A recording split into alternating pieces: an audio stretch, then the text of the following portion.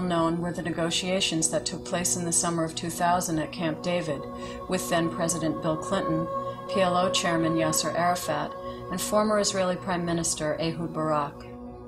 The aftermath of their breakdown is perhaps the clearest example of the Israeli PR machine at work. There are two pieces of this narrative that the Israeli propaganda machine has been very effective in convincing everybody of.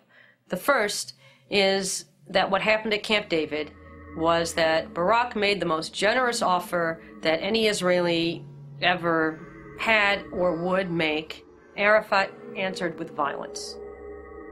The charismatic crusader for a Palestinian homeland has rejected what many thought was the best peace deal he could get, and he's failed to stop the terror. In fact, 2 years ago, Ehud Barak did lay it all out on the table. A Palestinian homeland, giving back over 90% of Jewish settlements, even a plan which divided Jerusalem. What was being offered to the Palestinians was an impossible deal that no Palestinian leader could possibly have accepted. They proposed creating a Palestinian state in most of the West Bank and Gaza Strip. But this state was not going to have control over its borders. It was not going to have control over its airspace. It was not going to have control of the only resource, natural resource in that area, which were the major aquifers. And it was going to be bifurcated and crisscrossed by Israeli settlements and Israeli roads. So it was going to be broken up into at least 4 or 5 different pieces. It was a nominal Palestinian state within effectively a greater Israel. It's as if the Palestinians have been put in the basement of their house, and they, might be allowed most of the rooms, but Israel gets to control all of the hallways and some of the rooms. So you want to go from your living room to your bedroom, you got to go through an Israeli checkpoint. You want to go, from your kitchen to your bathroom, you got to go through an Israeli checkpoint. Well, do you really control your house under that set of circumstances? It did not offer Palestinians unimpeded access to their holy sites, and it did not offer Palestinians any solution to the 3 million Palestinian refugees who live in these refugee camps under horrendous conditions. The occupation was not being dismembered, it was being made more efficient. It was being consolidated, where Israel would maintain its strategic interests, whether it be hilltops, whether it be water, whether it be different agricultural things that they had interest in, and the Palestinians would have what was left, basically. And if they wanted to call it a state, they could call it a state. If they wanted to print postage stamps, they could print postage stamps. If they wanted to have a national anthem, feel free.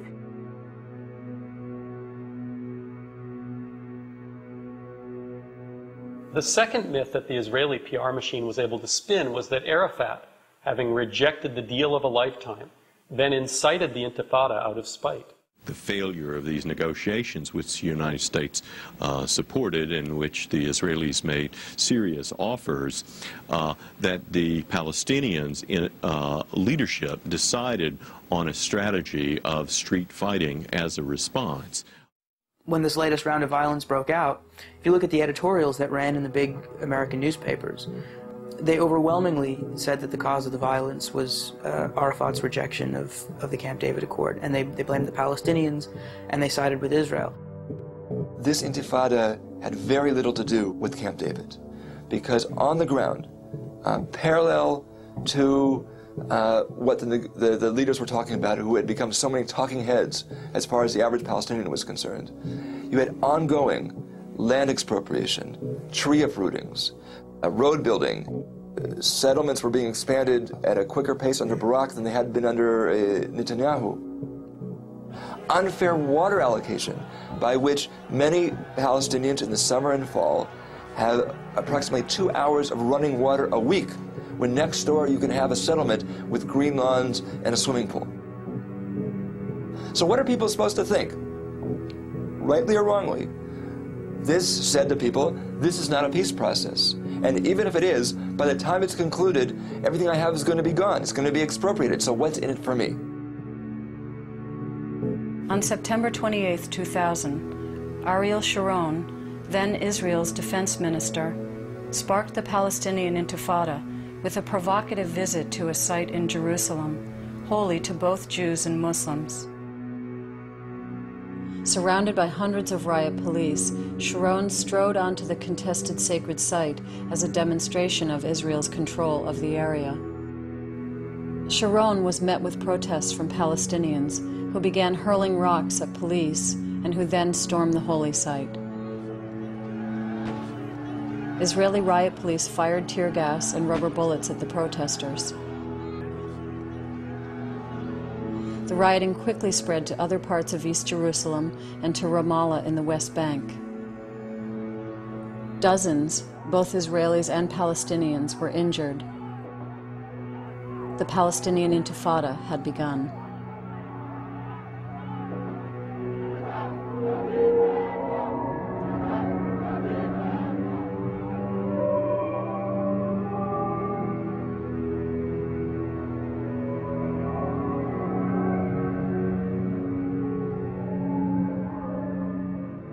Public relations works not only by controlling the content of media reports, but also by making sure that some voices are never heard. The marginalization of the Israeli peace movement in the American media is an example of how this works. It's been the point of view of the Israeli peace movement for years that the fundamental cause of the conflict is the Israeli occupation of Palestinian land and the settlement policies. But that view is considered in the United States something that's extremely marginal, and that you rarely see that view put forward in the American media.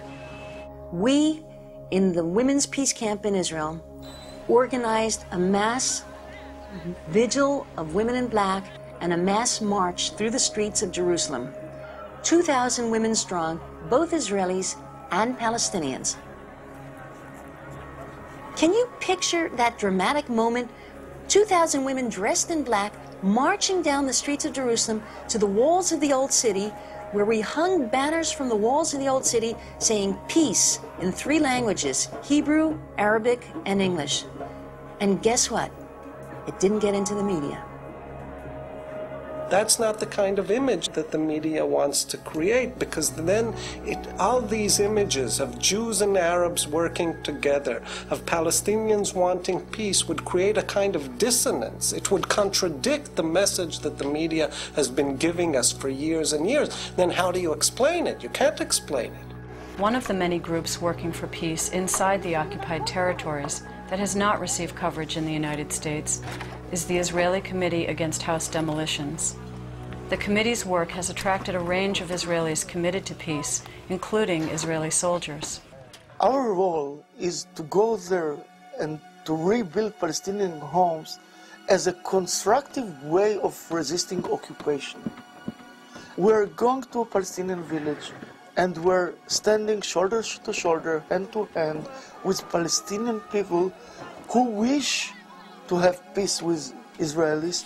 And in that way, where a lot of Palestinians are seeing that there are other Israelis, not the one who demolishes, but others who are rebuilding, and it keeps a flame of hope for a better future.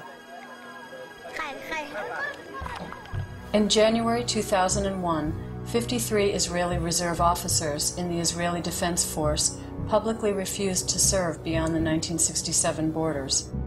They signed a petition stating that they would not serve in the occupied territories in order to dominate, expel, starve, and humiliate an entire people. Since then, hundreds of Israeli officers and soldiers have joined the movement, Courage to Refuse. For their refusal, they have paid a heavy price, including serving jail time and being labeled traitors. I'm an Israeli patriot. We are Israeli patriots. I served more than 25 years in the Israeli army as a major in the IDF. All of us were volunteering to do their army service in dangerous places, and we earned the right to say that the occupation doesn't serve the security of Israel. And we're doing it from our stand as a specialist for military job.